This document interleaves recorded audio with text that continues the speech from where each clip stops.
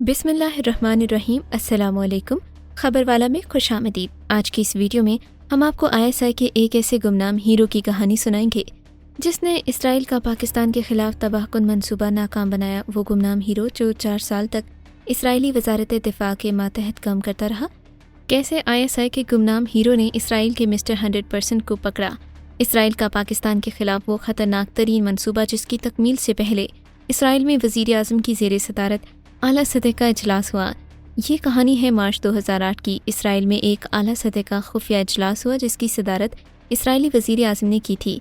इस इजलास में इसराइली वजारत दिफा के लोगों के अलावा इसराइली खुफिया एजेंसी मोसाद का सबसे ताकतवर और मिस्टर 100% के नाम से जाना जाने वाला जासूस भी शामिल था।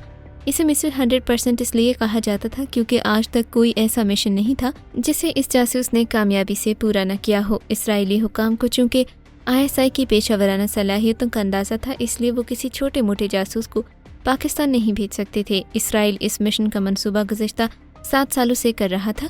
इजलास के दौरान इसराइली वज़ीर आज़म को मोसाद के सारे मंसूबे की रिपोर्ट दी गई, जिसके बाद इसराइली वज़ीर आज़म ने इस मिशन की इजाज़त दी और इसराइल ने अपने जासूस को पाकिस्तान भेजने से कबल ही इसके अकाउंट में भारी रकम मुंतकिल की। चूँकि पाकिस्तान इसराइल के वजूद को तस्लीम नहीं करता, इसलिए कोई भी पाकिस्तानी ग्रीन पासपोर्ट पर इसराइल सफ़र नहीं कर सकता और ना ही इसराइल का कोई शहरी डायरेक्ट फ़्लाइट लेकर पाकिस्तान आ सकता है।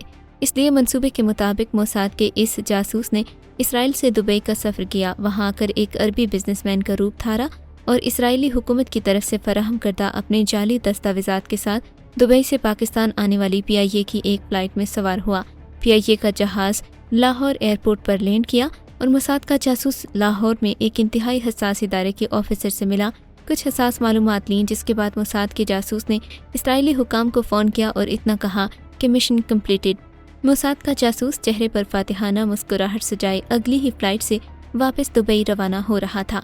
मोसाद के मिस्टर 100% को ये मालूम ही नहीं था, जहाँ पर दुनिया की खुफिया इंटेलिजेंस एजेंसीज़ की सोच ख़त्म होती है, वहीं से ISI की सोच शुरू होती है।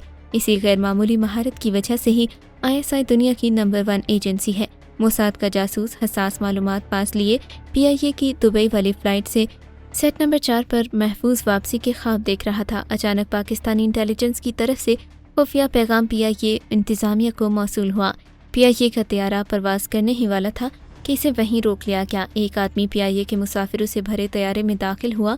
उसने पूरे जहाज़ में नज़र दौड़ाई और सीट नंबर 4 पर बैठे मोसाद के जासूस के पास जाकर खड़ा हुआ। मिस्टर 100% हैरान था। उसके चेहरे से तो जैसे हवाइयाँ ही उड़ गई थीं और उसकी सिटी गुम हो गई थी। उसने पहले तो हैरान हुए बगैर पूछा कि कौन हो, फिर चौंक गया। जासूस के पास खड़े आदमी ने उसे और कुछ नहीं कहा। उसे शर्ट के कॉलर से पकड़ा और अपने साथ खींचता हुआ जहाज़ से बाहर ले गया। इससे हसास खुफिया दस्तावेज़ात ली, फिर इसे ISI की तहवील में ले लिया। वो आदमी कौन था जिसने मोसाद के जासूस को पकड़ा? दरअसल ये ISI का वो खुफिया हीरो था जो गुज़श्ता 4 साल से इसराइली वजारत दिफा में एक ऑफिसर की हैसियत से काम कर रहा था। इस आदमी को इसराइली हुकूमत के हर मंसूबे का इल्म होता था।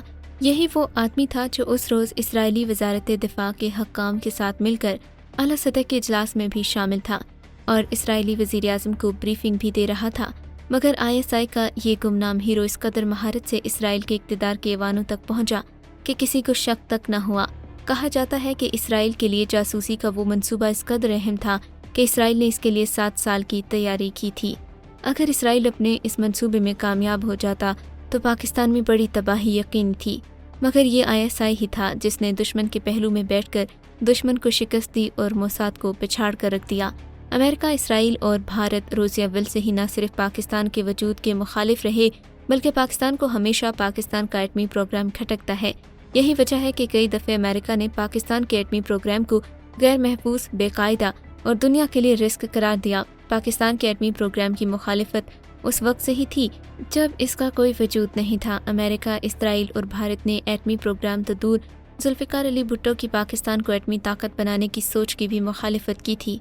भुट्टो के दौर से लेकर सन 1998 तक अमेरिका की पाकिस्तान पर ज़ालिमाना पाबंदियों तक तारीख का एक एक लम्हा इस बात का सबूत है कि पाकिस्तान का एटमी प्रोग्राम बनना दुश्मन के लिए किसी डरावने ख्वाब से कम नहीं था। यही वजह है कि पाकिस्तान के एटमी ताकत बनते ही अमरीकी अखबारों ने पाकिस्तान के एटमी प्रोग्राम को इस्लामी बम कहना शुरू कर दिया। امریکہ کی نیت میں کس قدر فطور ہے، اس بات کا اندازہ اس بات سے لگایا جا سکتا ہے کہ بھارت کے پاس 14 ایسے ایٹمی پلانٹس ہیں جو بین الاقوامی ایٹامک انرجی ایجنسی IAEA کی نگرانی میں نہیں ہیں، بلکہ یہ بھارت میں ریڈیائی مواد کی کھلم کھلا ترسیل جاری ہے، جس کا ثبوت پوری دنیا نے دیکھا کہ کیسے بھارت میں یورینیم کا کاروبار بغیر کسی روک ٹوک کے جاری تھا، مگر امریکہ مسلسل پاکستان میں ایٹمی پروگرام کی نگرانی پر زور دیتا ہے، جبکہ پاکستان سے پہلے ایٹمی طاقت بننے والے بھارت کو کسی بھی قسم کے دباؤ کا سامنا نہیں ہے۔ مزید ایسی اپڈیٹس کے لیے خبر والا کو سبسکرائب کر دیجیے، کیونکہ ہم آپ کو دنیا بھر کی خبریں دکھاتے اور سناتے ہیں۔